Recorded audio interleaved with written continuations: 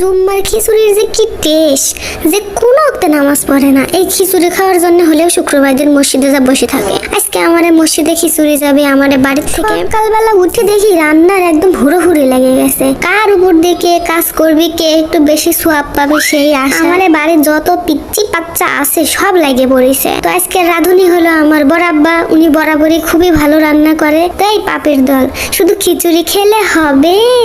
রান্না করতে যে কত কষ্ট হয় চলো আজকে তোমারে দেখাবো। প্রথমেই বরাবর ডেস্কির মাপ দিয়ে একটা হাইসেল বসায় লিছে। এখন যত পেঁয়াজ রসুন ছিলা হয়েছে সব এর মধ্যে দিয়ে দিল। তারপরে এই গিলাসে কাটা কুচি কুচি কুচি কুচি করে কাঁচামরিচ গুলোর মধ্যে দিয়ে দিছে। এখন দিয়ে দিল হলুদ গুঁড়া, মরিচ গুঁড়া, ধনিয়া গুঁড়া, জিরার গুঁড়া। প্রথমে একটু তেল দিছিল, তারপর দেখছে তেল কম হয়ে গেছে, ওই জন্য আবার দিয়ে দিল। এখন মশলাগুলো ভালো করে ঝাঁকানাকা করতে করতে ভুনা করা হবে। ধুরু লবণ কম হয়ে গেছে, আবার লবণ দিয়ে দিল।